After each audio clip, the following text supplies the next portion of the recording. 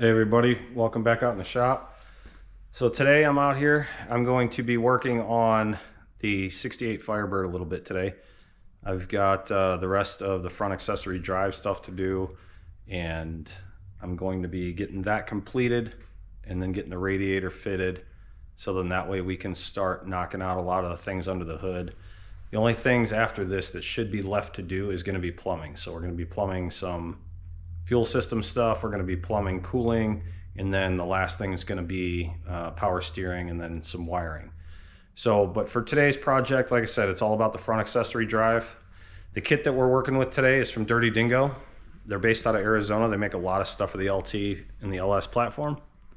So I'm going to flip this around and then we'll go ahead and show you what we're getting into. Okay, so Annie was just out here in the shop, give me a hand. We pulled the hood off of the car. Makes things just a little bit easier to work. And this kit specifically is for the LT4 that comes in the Camaro and the CTS-V, that application. It uses an 8-rib serpentine belt, and it's one belt to drive all the front accessories, including the supercharger.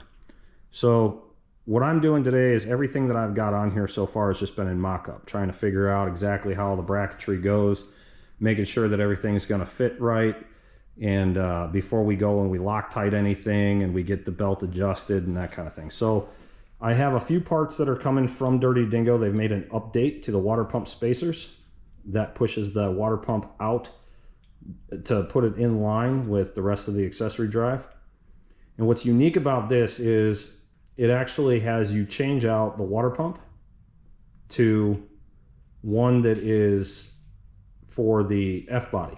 So it's going to be the 98 to 02 Camaro and Trans Am or Firebird water pump, power steering pump as well, and then they have you run this Sandin AC compressor. So the original compressor would bolt down on the lower part of the engine on a separate bracket, and the mounting is 90 degrees off from what this is.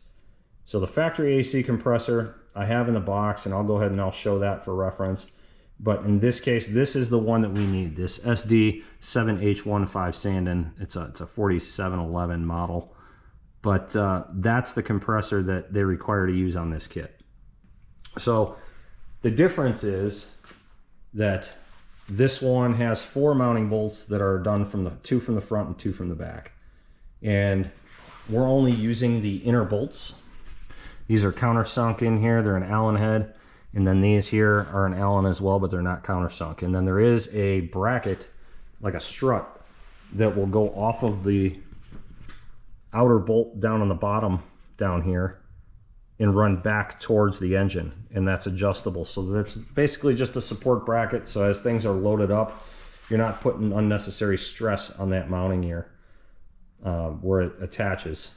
So we went ahead and we got the compressor on. The strut bracket is not on yet, just because I know that this is going to have to come back off, but I have test fitted it and it does fit on there the way it's supposed to.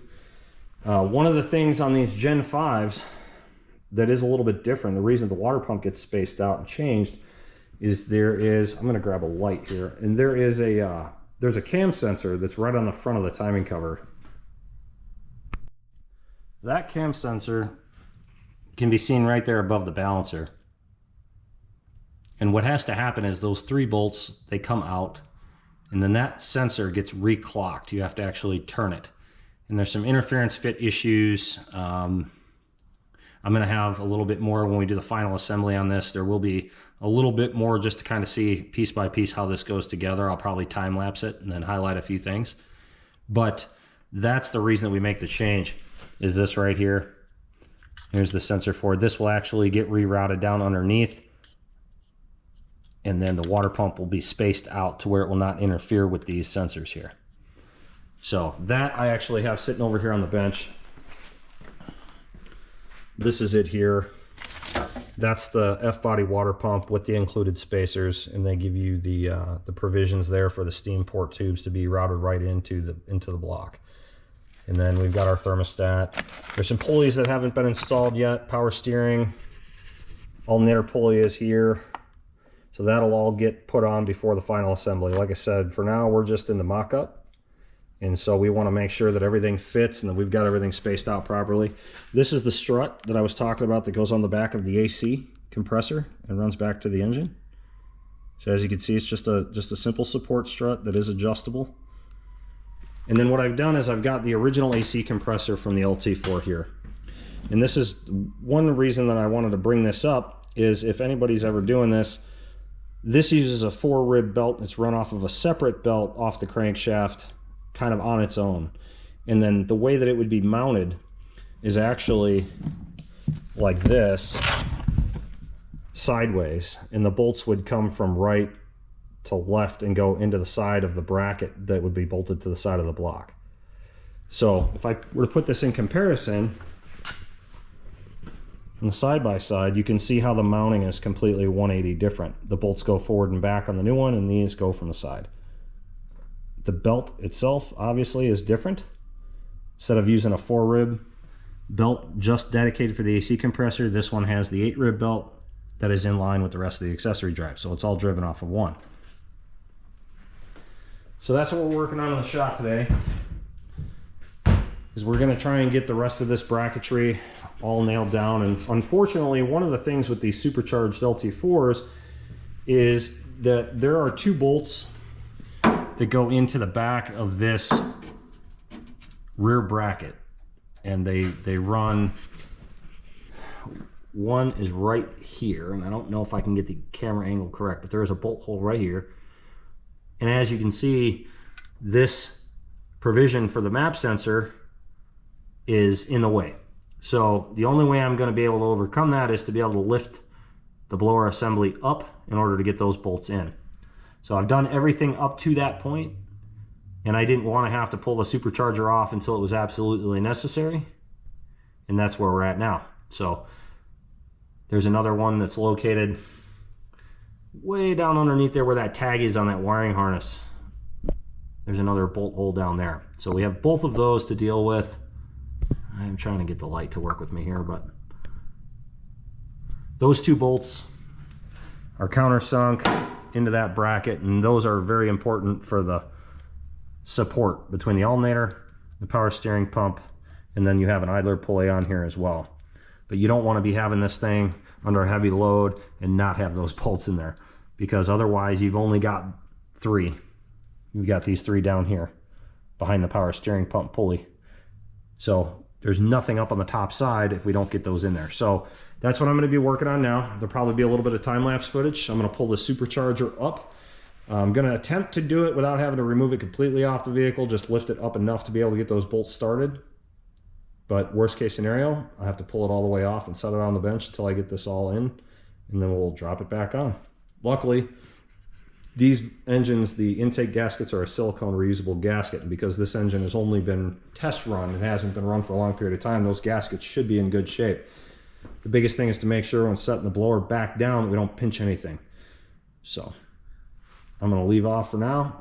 We'll roll in some time-lapse footage for you guys, and you can kind of see how this all goes together.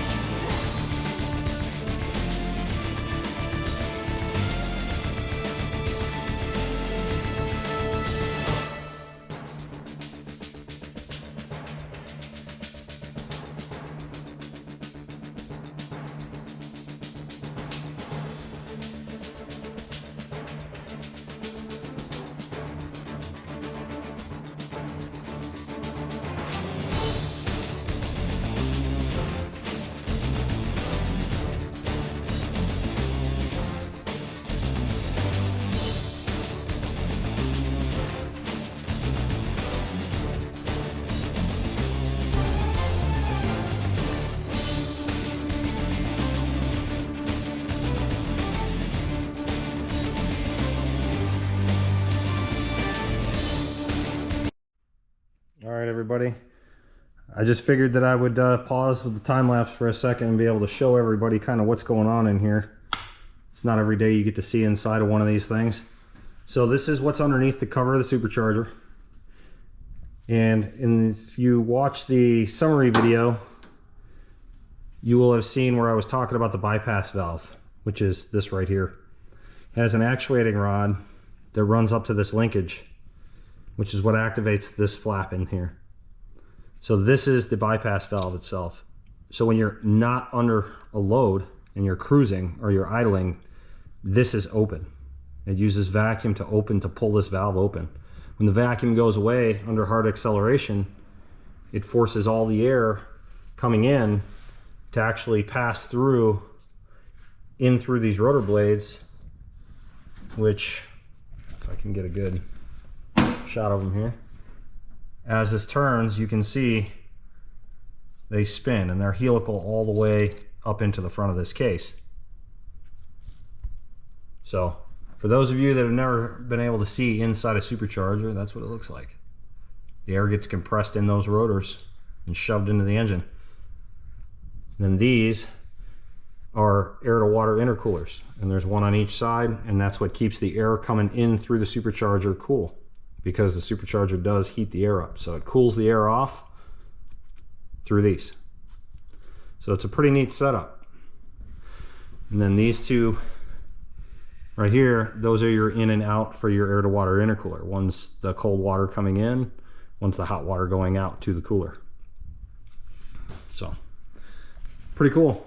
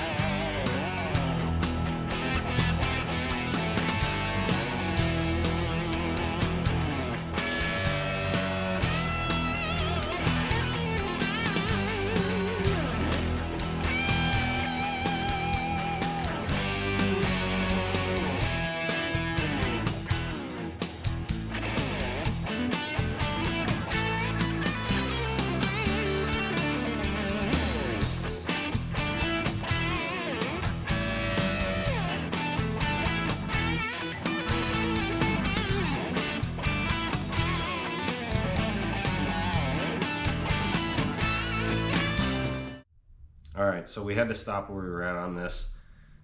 We ran into a bit of an issue, and I'll kind of walk you through what the issue is and why we're just going to stop right here and move on to something else.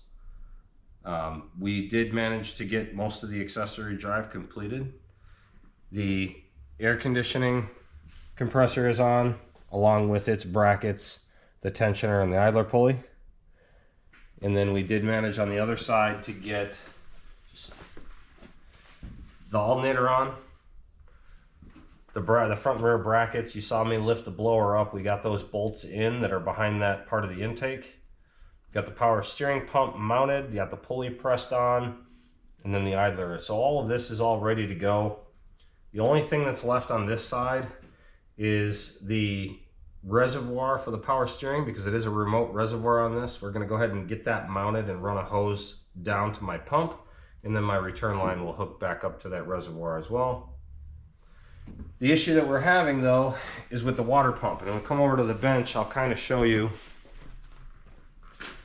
what we have going on. So this is the water pump that came on the engine, came on the LT4. And the kit that we're using, you don't use this. So we go ahead and we take that off. And part of the reason is for the clearance, to be able to fit inside the car. On this one, you can kind of see where the inlet and outlet ports on each side are and how they've offset the actual pump itself, instead of it being like the older style like this, which is what we're going to, and having the pump in the middle of the mounting points here. So the kit that we're using from Dirty Dingo requires the use of this pump. This is from the 98 to 2002 F-body, and we do away with this one. So we've gone ahead and we've gotten that out of the way. We've got the new pump in, and the whole idea is to use these spacers. So these spacers, what they do is two things. One, they push the pump out to get the correct offset for the pulley to be able to work with their accessory drive.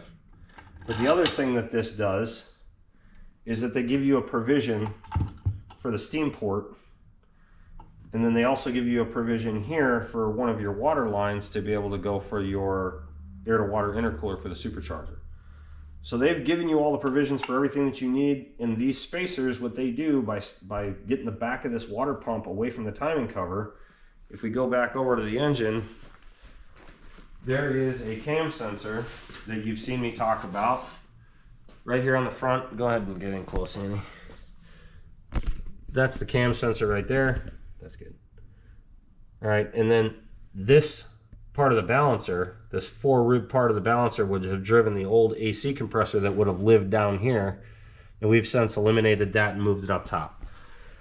But because this is here, the instructions for the kit, they want you to take these 3 screws out and then take this ring loose and turn this sensor 90 degrees so it's pointing down. The problem is that 4-rib section of the balancer is in the way. So there's no possible way for me to do that. I cannot mount the water pump because it will crush this sensor the way that it's configured right now if I don't move it out of the way. So I have put in a call to Dirty Dingo as to what to do about this. I believe what's going to end up happening is we're going to end up changing this balancer. We're probably going to end up with an aftermarket balancer, and that's going to alleviate the problem. Or we're going to go to a truck style balancer or a Camaro style balancer. I'm not exactly sure, but there is one that has the 8-rib. It has the 2 belt sections. It has the supercharger belt and the accessory drive belt only, and not the 4-rib for the AC. The AC would have been driven off of one of those 2, I believe off the 6-rib. But in doing that, because it doesn't have that section, it still keeps the spacing of the other 2 sections the same. And therefore, you know, if we run that style balancer, we would or should be able to do like their instructions say, because that's what their pictures show, is they show a balancer without that 4-rib section in the back. So I have a feeling a balancer change is coming. I'm not too excited about that, but I've got to call into them to be able to see if there's another option. So in the meantime, what I'm going to do is I'm going to stop with the accessory drive where we're at.